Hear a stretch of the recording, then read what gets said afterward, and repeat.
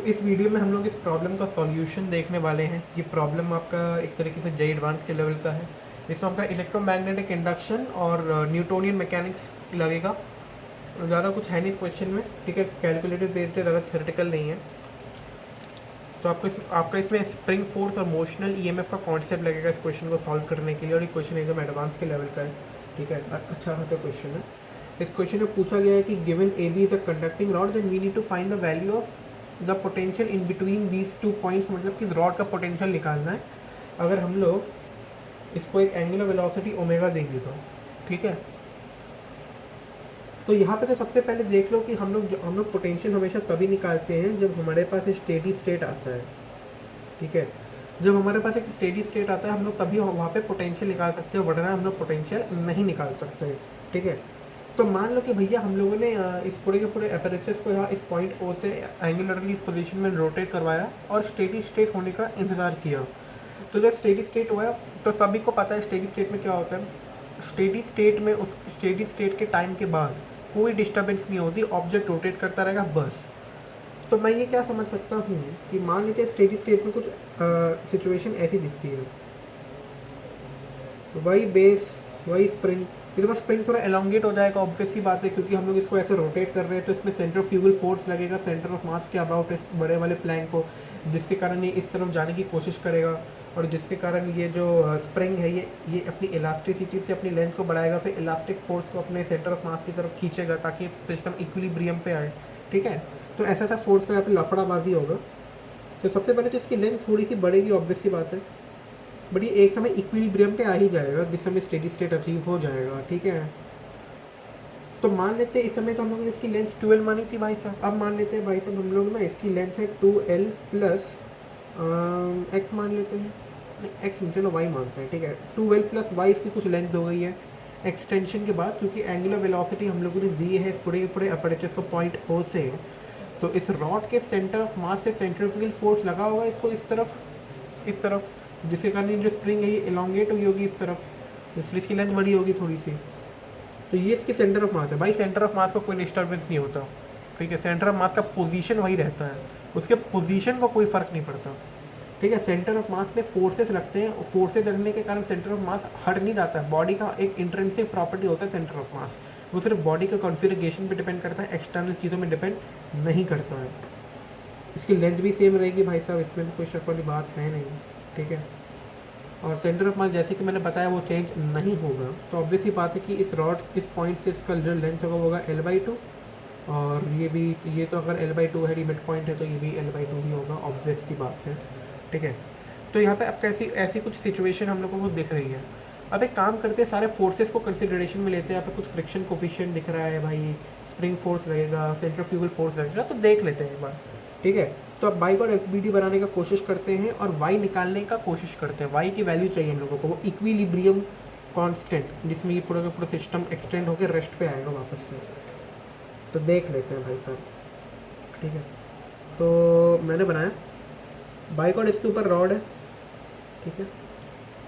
भाई इसकी कोई सेंटर ऑफ मास है रॉड की, भाई चाहे बबीता की शादी हो या मेरी, इसमें वेट तो लगेगा नीचे की तरफ mg, उसमें कोई फ़र्क नहीं आने वाला।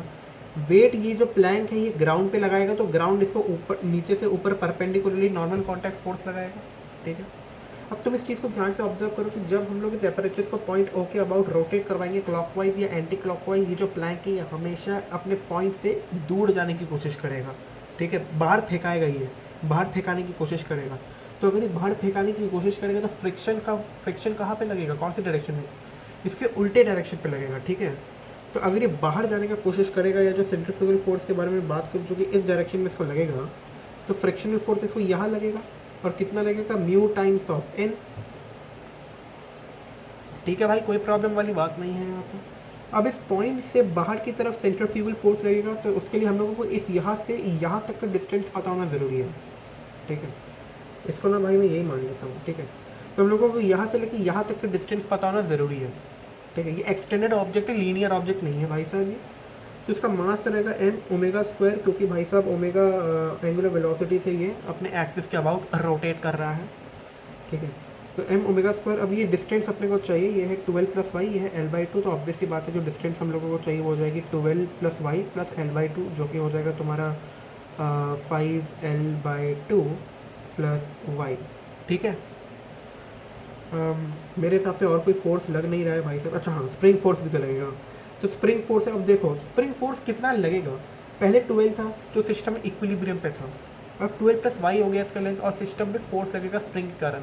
तो कितना लेंथ फोर्स लगाएगा एक्चुअली में, सिर्फ ये वाई लेंथ ही फोर्स लगाएगा। ठीक है, जो लेंथ एक्स्ट्रा एक्सटेंड हुआ है अपने नेचुरल लेंथ से, ठीक है, उसके कारण स्प्रिंग की एनर्जी बढ़ गई होगी, तो वो एक्स्ट्रा वाई लेंथ अपने आप को वापस से कॉम्पनसेट करने की कोशिश करेगा।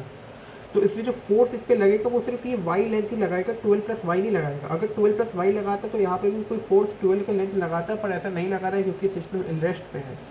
इसका मतलब हम लोगों को ये पता चलता है कि स्प्रिंग फोर्स जो फोर्स लगाता है, ठीक है, वो हमेशा अपने एक्सटेंडेड लेंथ पे लगाता है। ठीक है, नेचुरल लेंथ से कितना एक्स्ट्रा लेंथ डेवलप हुआ फोर्स के एक्सपोजर के कारण, उतना ही वो लेंथ का फोर्स तुम्हें ऑपोजिट डायरेक्शन में लगाता है। ठीक है, ये अपने सेंटर ऑफ मास के अबाउट एक फोर्स लगाएगा, जिसका वैल्यू होगा फोर्स कांस्टेंट के जो मैंने मेंशन किया हुआ into the net extension in the length of the spring which is Y. ठीक है ना भाई। अब ये सिस्टम स्टेडी स्टेट पे बाय गॉड इसका मतलब इक्विलिब्रियम पे। इक्विलिब्रियम का मतलब है कि वर्टिकल इक्विलिब्रियम भी होगा, ट्रांसलेशनल इक्विलिब्रियम भी होगा। तो बाय गॉड वर्टिकल इक्विलिब्रियम तो डिमांड करता है कि ये होना चाहिए, this is the condition for vertical equilibrium.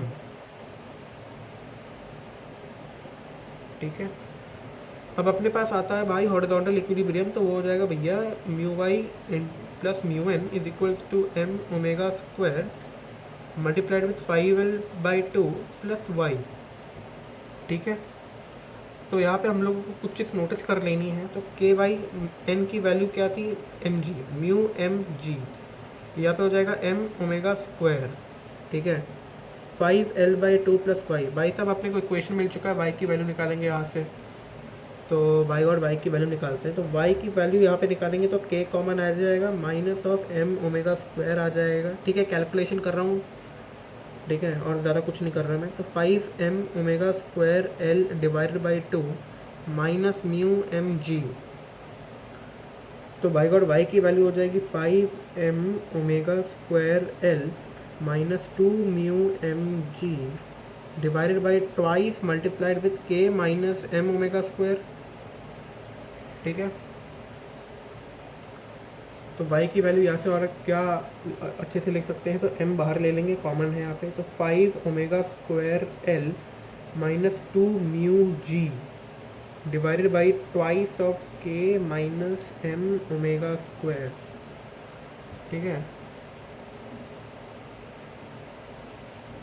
तो बाई गॉड y की वैल्यू मिल गई। ठीक है, और यही मोटो भी था,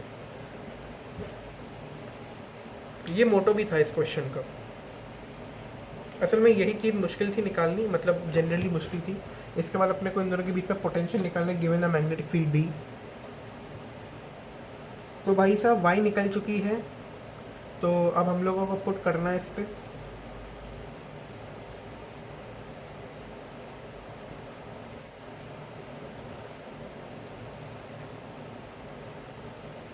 तो इसको मिटा देते हैं यार। ठीक है, तो y की वैल्यू क्या निकल के आई है, y की वैल्यू निकल के आई है m times of 5 omega square L -2 mu G divided by twice multiplied with k - m omega square. ठीक है भाई, कोई प्रॉब्लम वाली बात यहाँ पे नहीं हो रही है।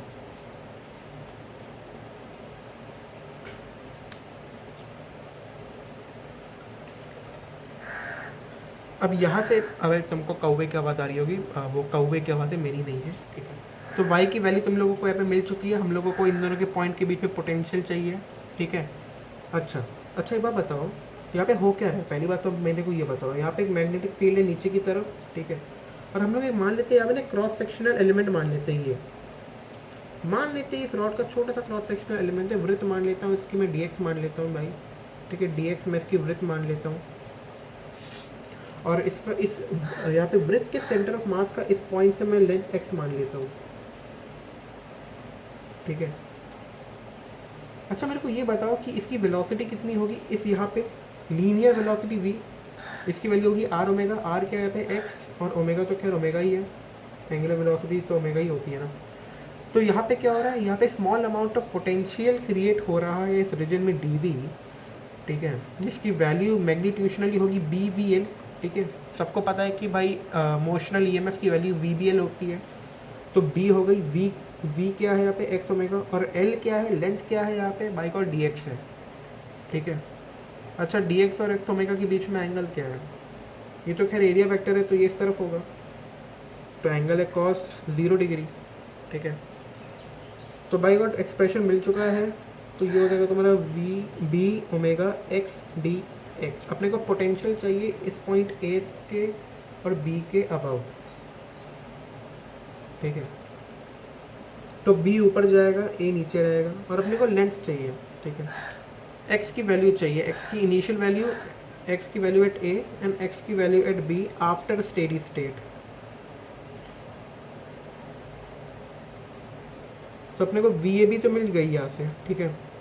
तो यहाँ पे एक्स ए की वैल्यू ऐसे में जो होगी वो होगी एक्चुअली 12 प्लस वाई, भुसड़ी वाले 12 मत लिख देना, यहाँ पे मैंने बोला है आफ्टर स्टेडी स्टेट पोटेंशियल की वैल्यू क्या होगी, और पॉइंट बी की पॉइंट ओ से कितनी डिस्टेंस होगी, वो होगी भाई साहब तुम्हारी 12 प्लस वाई प्लस एल, मतलब 3L प्लस वाई। तो यहाँ पे अपने को B omega X D X पता है, वी ए बी निकल चुका है, वाई की वैल्यू भी निकाल चुके हैं, सीधा पुट करके आंसर निकालना है। तो वी ए बी की वैल्यू यहाँ पे क्या आ जाएगी by God, B omega divided by 2 X square, अच्छा एक्स स्क्वायर मतलब 3L plus Y whole square minus 2L plus Y whole square, मतलब 3L plus Y plus 2L plus Y जो कि हो जाएगा 5L प्लस 2y, और दूसरा factor होगा तुम्हारा 3L plus Y minus 2L minus Y जो कि हो जाएगा तुम्हारा L। तो यहाँ पे जो वी ए बी होगा वो तुम्हारा होगा, वो होगा तुम्हारा B omega L divided by 2 multiplied with 5L plus twice multiplied with I, sorry Y, जिसकी वैल्यू है m times of 5 omega square L minus 2 times of mu G divided by twice of K minus m omega square, ठीक है। तो यहाँ पे कुछ ऐसा situation होगा, ये 2 बाई गॉड अपने आप को कैंसिल कर देगा, तो वी ए बी की जो तुमको वैल्यू मिल जाएगी वो होगी B omega L divided by 2 times of 5L plus m multiplied with 5 omega square L minus 2 mu G divided by K minus m omega square. So this is your required answer and this is your potential in between the 2 points of this cylinder after the rotation achieving at steady state, ठीक है। तो ये भाई God पूरा का पूरा question था, और ये बहुत ही अच्छा क्वेश्चन था, ठीक है। इसमें आपका न्यूटोनियन मैकेनिक्स लगा, स्प्रिंग फोर्स लगा, मोशनल ईएमएफ लगा, और इंटीग्रल लगा, और थोड़ा बहुत वेक्टर लगा। तो it was a very nice question. मिलेंगे अगली वीडियो में अगले क्वेश्चन के साथ, फिजिक्स या मैथमेटिक्स या केमिस्ट्री और क्लास के बारे में। तो मिलेंगे अगली वीडियो में, तब तक के लिए अलविदा।